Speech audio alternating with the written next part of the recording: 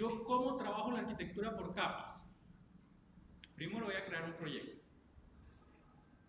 Este es netamente, ojo, no voy a profundizar en lenguaje de programación. No voy a profundizar en frameworks ni en tecnología específica. Lo que nos vamos a enfocar es en la estructura y cómo debe quedar esa estructura para poder materializar esa idea de lo que es una arquitectura en todos los ejemplos que vamos a hacer. ¿Listo? Entonces aquí, que voy a utilizar Gradle, Maven, que no, eso realmente no es relevante.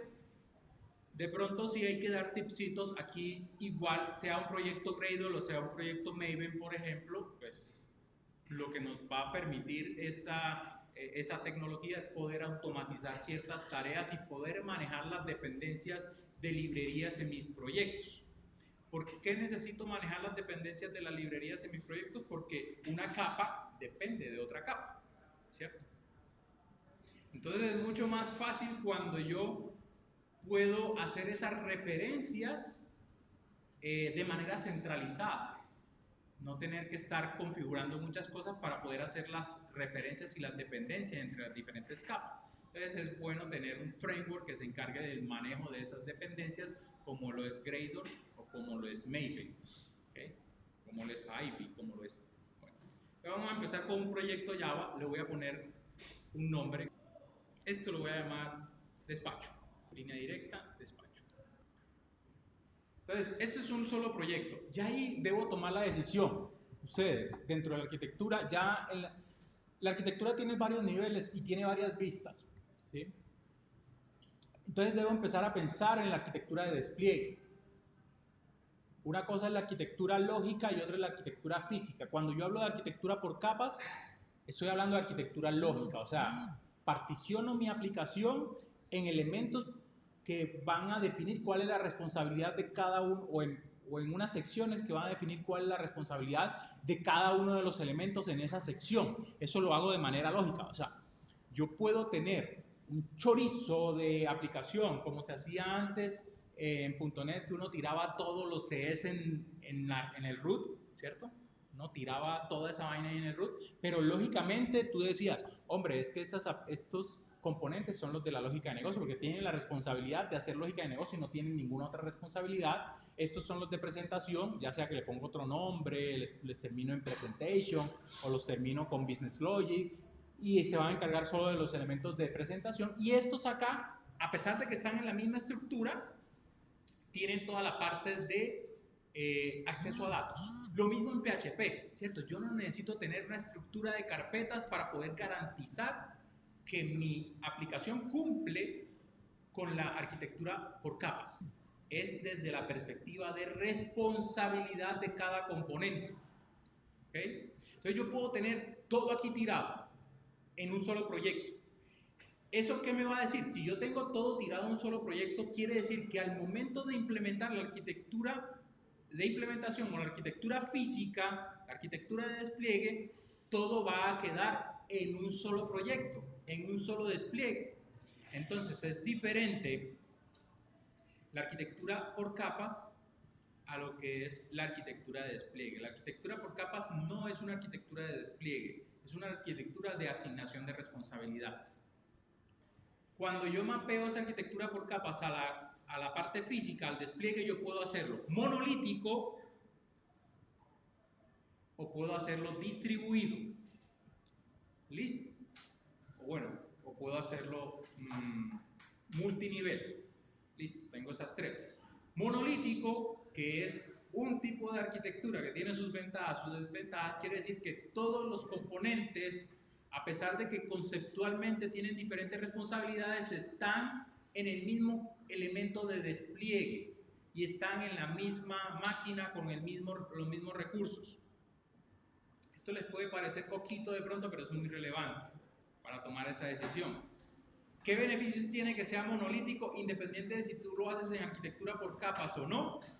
Quiere decir que todos los recursos van a estar en una sola máquina, por ende no va a haber saltos, no va a haber latencia por las comunicaciones que hay en los sistemas distribuidos y, bueno, o por los buffers que hay internos dentro de la máquina, y el despliegue, la administración de la aplicación va a ser mucho más fácil, entre comillas. Beneficios de ser monolítico. ¿Qué problemas trae el ser monolítico? Que a medida que la aplicación va escalando, el despliegue se vuelve mucho más complejo, porque el componente que despliegas ya es mucho más grande. Yo tenía una aplicación monolítica que pesaba 300 megas y esa era pequeña. Entre librerías y código, la aplicación se vuelve ya no solamente un monolito pequeño, sino vuelve la piedra del peñol tratando de meterla dentro de una máquina. Entonces yo me empiezo a pensar, ¿qué tanto va a crecer esta aplicación para ver si me sirve a mí tenerla como un monolito? Ahora, cuando yo meto todo ese monolito, a pesar de que está en una arquitectura por capas, en una sola máquina, quiere decir que todos los recursos van a esa sola máquina, a esa sola aplicación, entre comillas, todas las aplicaciones que van allí. ¿Eso qué quiere decir? Que independiente de la funcionalidad que esté implementada allí, va a recibir o va a repartir la cantidad de recursos entre esas funcionalidades. Entonces, para ustedes, ¿qué es más importante? Una funcionalidad en la cual el gerente general tiene que consultar o tiene que recibir una notificación de cómo va el negocio, o una funcionalidad en la cual yo puedo entrar a cambiar mi foto de perfil. La primera, porque va hacia el negocio, hacia el gerente y todo. Esta es una funcionalidad que es netamente estética, pero sin embargo las dos requieren la misma cantidad de recursos. Y esta que está acá, que sube una foto, yo le doy el permiso de subir una foto de 20 megas. Una foto así en 4K y todo el cuento. Y mientras ese man subió esa foto de 20 megas, el gerente se quedó sin poder acceder. Y todo porque estaba en un monolito. O sea, la aplicación estaba muy bien separadita, pero la desplegué en un solo componente. Entonces uno empieza a pensar, es que hay funcionalidades que son relevantes y hay funcionalidades que no son relevantes. Entonces yo también debo pensar no solamente en el particionamiento horizontal de mi aplicación desde el punto de vista lógico, sino también el particionamiento vertical de mi aplicación desde el punto de vista lógico y desde el punto de vista físico. O sea que la arquitectura por capas ya la empiezo a volver un poco más compleja, metiéndole particionamiento vertical. Y el monolito, pues los despliegues no son, digamos que atómicos. Yo despliego todo o no despliego nada. Entonces, si yo quiero cambiar una funcionalidad, por más simple que sea, voy a cambiar una tilde, porque a este man no le gustó que la palabra educación se viera sin tilde porque era mala educación. Entonces, me toca desplegar toda la aplicación, incluyendo las funcionalidades que son bastante importantes para el negocio. O sea que la no disponibilidad programada del producto se ve muy bien afectada, se ve muy afectada y es muy grande, y por eso un atributo de calidad que es la serviciabilidad, es una mala traducción de serviceability, se ve afectada. Entonces yo tengo la opción de empezar a pensar, bueno, voy a distribuir esto. Ahora, cuando yo empiezo a impartir el despliegue de mi aplicación, siendo una aplicación por capas, yo puedo partir esa aplicación verticalmente desde el punto de vista de niveles, donde yo pongo, mi aplicación está separada por proyectos y por librerías que se despliegan en la misma máquina. O sea, son aplicaciones que se despliegan, digamos, como un monolito, pero están separadas al menos físicamente en el despliegue. O puedo empezar a pensar de que esa aplicación se tiene que separar ya en niveles. O sea, no es solamente una librería que está haciendo, que me permite la reutilización, sino que ya es una librería que puede desplegarse en diferentes máquinas o en diferentes procesos. ¿Qué ventaja me da eso? Que yo puedo empezar a distribuir los recursos de manera adecuada. O sea, puedo agendar, que es una técnica para mejorar el desempeño, agendar los recursos que voy a asignar a cada uno de los componentes. Entonces yo puedo decir, ve, yo lo hago. Yo tengo una aplicación separada en eh, en que la capa de presentación la implemento con Angular. ¿Listo? O en React. Y la capa, el backend, lo implemento en Node.js con Express. Yo puedo hacer dos cosas.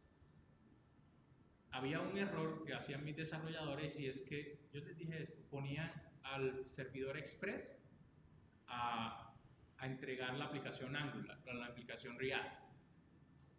O sea, además de servir el backend, además de servir el API REST, también servían las páginas y los JavaScript y todo el cuento, pues los recursos estáticos. Entonces es un monolito, plum, y los metí ahí. La otra decisión es, vamos a separar esto. Entonces, la aplicación React, que es una aplicación netamente estática, la meto en S3, bueno, o en un CDN o en un componente de entrega de recursos estáticos o un web server, ojo, no un application server, sino un web server tipo Apache, tipo NGINX, Nano HTTPD, bueno, cualquiera de los que existen.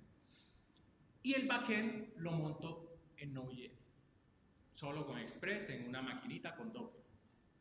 Entonces es la misma aplicación separada por capas, pero ya está separada físicamente en dos niveles.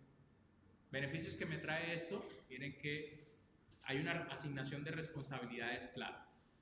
La aplicación React es servida por alguien que tiene la responsabilidad de solamente entregar elementos estáticos y los recursos para eso va a utilizarse solamente para entregar elementos estáticos. Y mi aplicación, que es el backend, que tiene la responsabilidad de entregar los elementos dinámicos, va a estar aparte con los recursos asignados solamente para entregar los elementos dinámicos. Las APIs REST que cambian, pues, los servicios que cambian. ¿Listo? Entonces ya ahí empiezo a distribuir mi aplicación. Eso tiene ese beneficio de poder asignar muy bien los recursos, porque es mucho más liviano, pues a pesar de que consume recursos, es mucho más liviano entregar elementos estáticos que entregar elementos dinámicos, y si pongo a hacer el servidor las dos cosas, pues ya lo voy a empezar a afectar.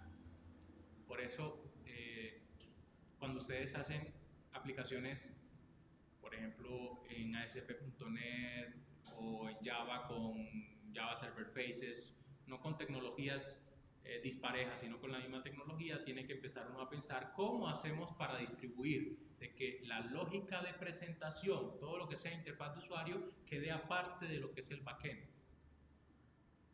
O sea, volver a lo que planteaba en la arquitectura cliente-servidor. ¿Cuál es el beneficio de la arquitectura cliente-servidor? Que los clientes se van a enfocar de hacer todo utilizar los recursos para hacer todo lo de interfaz de usuario y alguna lógica de negocio, cuando se habla de los thin client, y el servidor se va a encargar de todo el procesamiento de datos. Problemas de la arquitectura cliente-servidor, ya introdujo dos componentes, dos niveles en los cuales la latencia se va a ver afectada. Puede haber caídas de un componente y el otro componente no se da cuenta, o si se da cuenta, pues lo va a afectar en su trabajo, en sus responsabilidades, y hay que empezar a administrar ya dos elementos. Desde el punto de vista de despliegue, yo tengo que empezar a desplegar una aplicación cliente y una aplicación servidor. O sea, que cuando trabajan con Angular están trabajando con una arquitectura, con React, perdón, no olvida que ustedes son React, están trabajando con una arquitectura cliente-servidor. Cliente-servidor, ¿hace cuánto salió? Desde que se crearon las redes, se trabajan con arquitectura de cliente-servidor. O sea, que no estamos trabajando con arquitecturas modernas. Entonces yo tengo que empezar a mirar desde la estructura de mi proyecto cómo represento esas cosas. Yo puedo hacerlo todo en una sola bolsa, entonces decir, hombre, ve, yo sí quiero hacer una separación de eso. Primero, yo puedo decir, voy a hacer una separación. Entonces, esa es una aplicación en Java, igual la pueden hacer en cualquier otro lenguaje. Puedo hacer una separación por módulos o por paquetes dentro de la misma aplicación, dentro del mismo proyecto. O sea, tengo un solo proyecto y empiezo a separar capas. Esto lo puedo hacer, por ejemplo, en PHP, lo hago con carpetas. En C# lo puedo hacer con namespaces. O lo puedo hacer con carpetas sin namespaces. O, bueno, perdón, lo puedo hacer con carpetas con namespaces o con namespaces sin carpetas.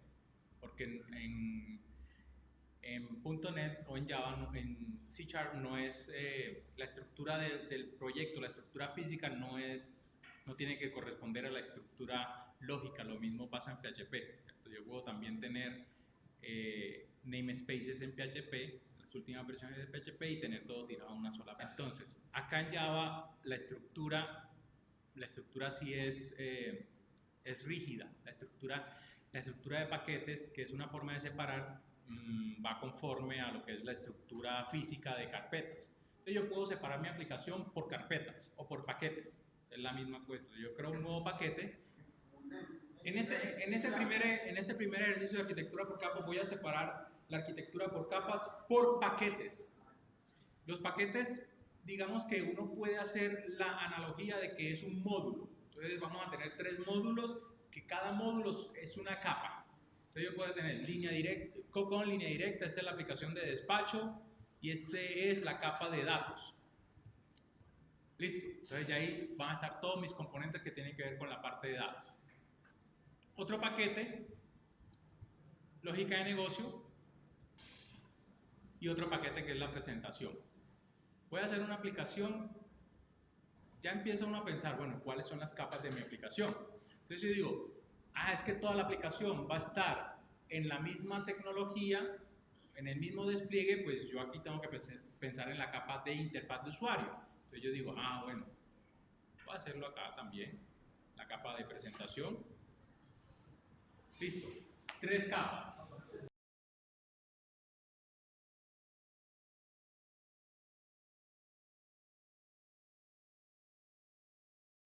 Entonces tenemos esas 3 capas. Listo. Esto, como está esta aplicación, pues básicamente cuando yo genero, todo me va a quedar en un solo despliegue. Eso es válido. Eso es válido en los contextos que se necesiten. Yo podría decir, como estoy trabajando eh, con un framework que me permite a mí, bueno, no necesariamente necesito framework, pero como yo puedo manejar las dependencias más fácilmente y necesito reutilizar una capa, probablemente la capa de datos me pueda servir para otro proyecto, la capa de negocio me pueda servir para otro proyecto, entonces yo puedo decir, hombre, yo voy a separar esto en librerías diferentes. Entonces podría tener, esta es mi primera arquitectura por capas, pero no me sirve así. Yo podría decir, esto es un nuevo módulo.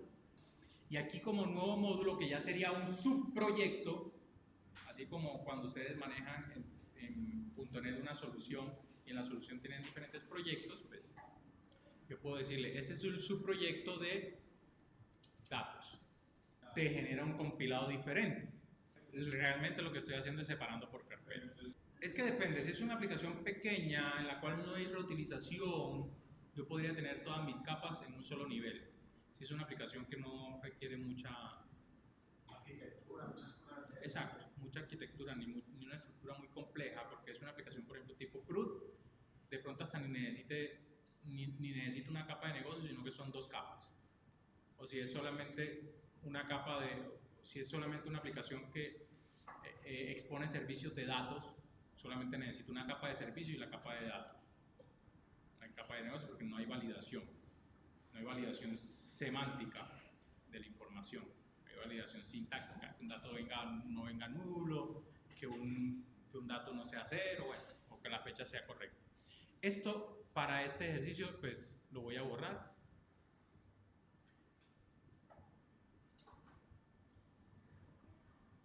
Listo. Entonces me voy a quedar con esta estructura. Aquí tengo la parte de datos, aquí voy a tener solamente componentes de acceso a datos. ¿Cuáles son los componentes de acceso a datos? Yo creo DAOs allí, creo entidades de solo lectura, creo service agents, proxies, que van hacia que van hacia sistemas que me van a proveer información. Ya como lo implementa acá adentro, pues depende de los patrones que yo me sepa, que yo quiera implementar. Por ahora esto. La segunda, aquí, un segundo módulo, o sea, otro subproyecto, ya, despacho, negocio.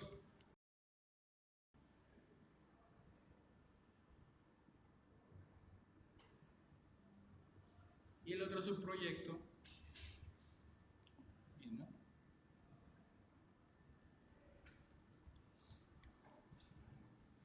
despacho, presentación.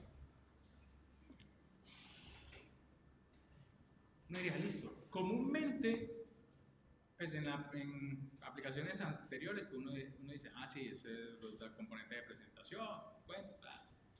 Pero si no hay presentación, sino que yo estoy haciendo un API, pues este sería una capa que se llama servicios.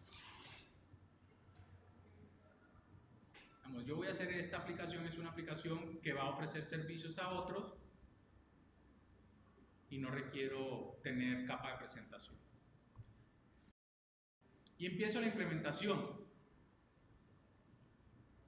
Patrones. Patrón DAO, lo más fácil, ¿cierto?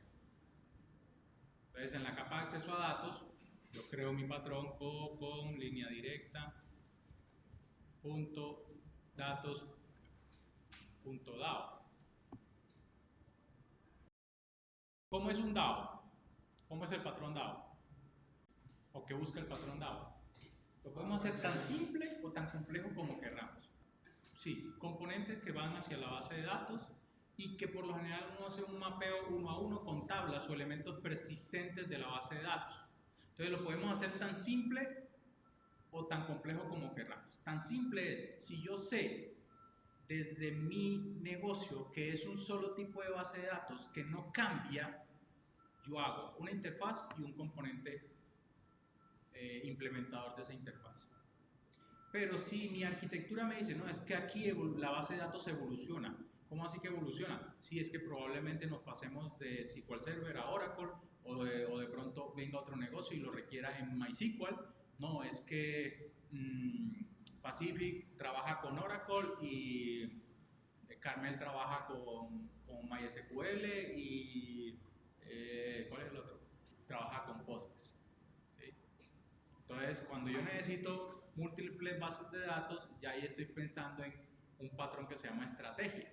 Dependiendo del tipo de base de datos, yo requiero un tipo de conector hacia esa base de datos, entonces yo defino esa estrategia. Entonces tengo que tener algo que me provea la estrategia y uno crea un patrón factory. Entonces tienes un DAO factory y tienes una implementación, tienes una interfaz que te define el DAO y varias implementaciones. ¿Sí? Esa es la cuestión con el DAO. Listo, entonces lo primero es esta interfaz que lo voy a llamar muelle DAO.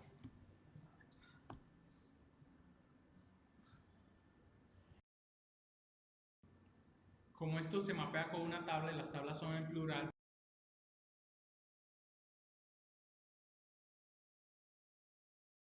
muelles. Y tengo una implementación. Muelles DAO InPL. Esa es la clase. Y esa clase implementa muelles DAO. Ya tengo mi acceso a datos allí. Esta la voy a hacer muy simple aquí como para efectos, una private list que recibe muelles, DTO, muelles DTO list, y como es un DAO, ojo, diferencia con el patrón repositorio, el patrón repositorio lo que hace es manejar colecciones desde el punto de vista de negocio. Y con las colecciones tú solamente tienes 2 o 3 operaciones. Tú puedes agregar elementos a la colección, puedes recuperar elementos de la colección o puedes, digamos que no muchas veces reemplazar, sino adicionar un elemento o retirar un elemento de la colección. Agregarlo o retirar. Entonces, diferente al DAO. El DAO sí se mapea con las operaciones sobre las tablas. ¿Okay? Entonces, yo en el DAO tengo public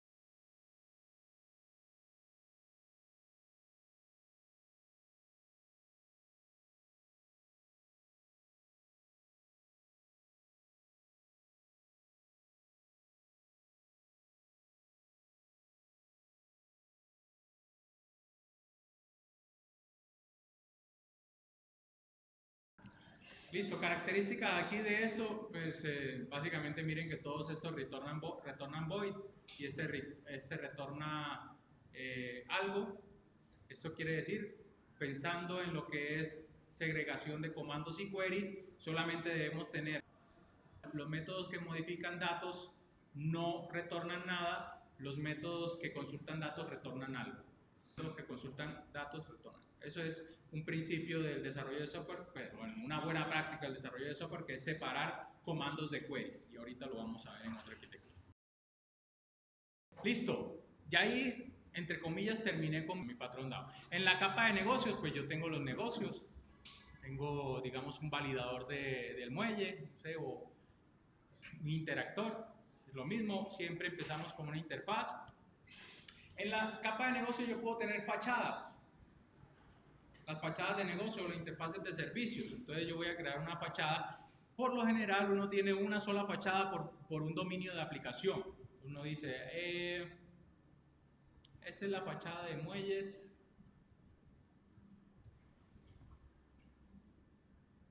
Ese método tiene, y ese tiene un método que se llama public void asignar caja a muelle. Este ejemplo ya lo habíamos hecho. ¿Y yo qué le tengo que pasar? ¿Mm? A ese requisito. El requisito es, yo como usuario necesito asignar una caja a un muelle.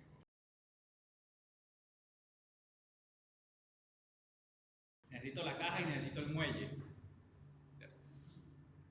Por buena práctica, uno no debería pasar muchos parámetros en un llamado. Entonces lo que uno hace es meterle un request. Entonces otro DTO.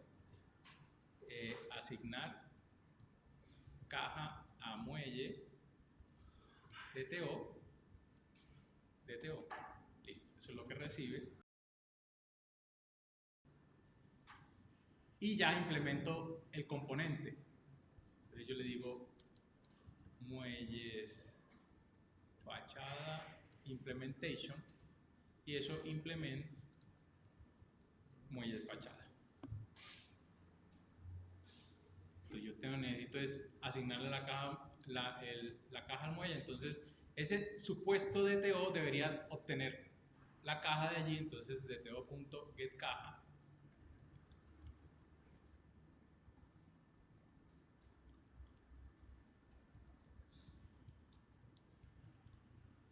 Debería obtener el muelle.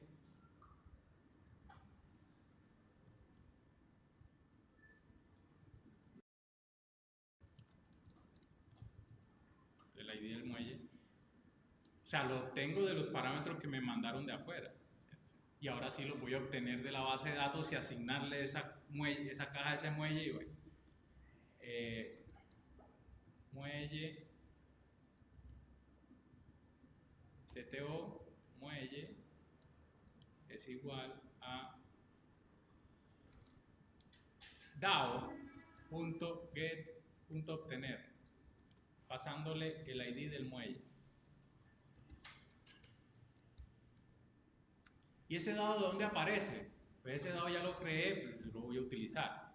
Entonces, lo que uno hace comúnmente es, no, todavía está sin compilar muchas cosas, muelles DAO igual a new, muelles DAO, impl. Y aquí este muelles DAO, pues es este. Entonces me dice, a ver, no puedo resolver ese símbolo. Vamos a importarlo. Pero para poder importarlo yo creo una dependencia, o sea que estoy cumpliendo con la arquitectura por capas que me dice las capas superiores o las capas de alto nivel dependen de las capas de bajo nivel. No al revés. O sea que yo no podría tener, yo solamente debo tener una dependencia de esta capa que es un proyecto a esta capa que es otro proyecto. Por eso él me dice, usted quiere agregar una dependencia. Sí, yo lo quiero agregar. Entonces, cuando yo veo aquí, este man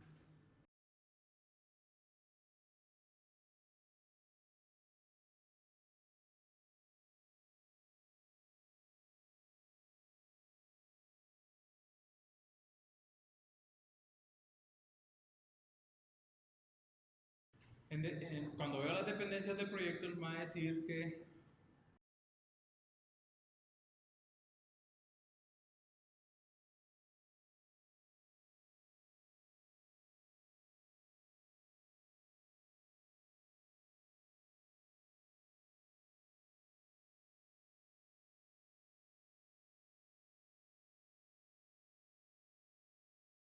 entonces él debe de aquí depender con con el otro proyecto.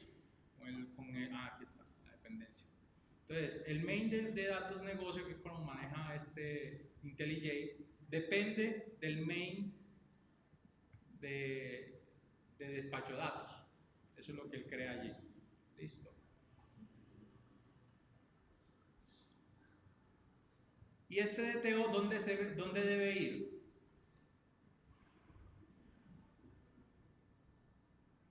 ¿Dónde debe ir ese DTO? ¿Dónde ponen ustedes los DTO? Ustedes manejan objetos de transferencia entre capas. Se implementa arquitectura por capas. Eso es lo que sería una entidad, pues. No, es diferente. Una entidad de negocio representa algo dentro del negocio, ya sea conceptualmente, como tú lo veas, o representa los datos del negocio, o representa el comportamiento del negocio, o representa las dos cosas. En este caso, un DTO es, el nombre del patrón lo dice, es un Data Transfer Object. Es un objeto que solamente sirve para transferir datos. Es totalmente bruto. Él no tiene lógica de negocio ni nada. ¿Dónde va el DTO? Es un objeto de transferencia de datos. O sea, ese objeto se va a mover entre las diferentes capas. Debería ser algo transversal, ¿sí? Como un utilitario. Entonces yo digo, ¿lo pongo en la capa de negocios? No, ¿por qué razón? Porque si yo utilizo el DTO en la capa de datos, yo voy a poner a depender la capa de datos de la capa de negocio. Y eso no debe ser, pues en este caso, en este tipo de arquitectura como la estamos pensando. Porque la arquitectura por capa nos dice que la dependencia es siempre hacia abajo, de los elementos superiores a los inferiores. ¿Sí? Nos dice, el DTO no puede ir en la capa de negocio. El DTO puede ir en la capa de datos. Vamos a dibujar.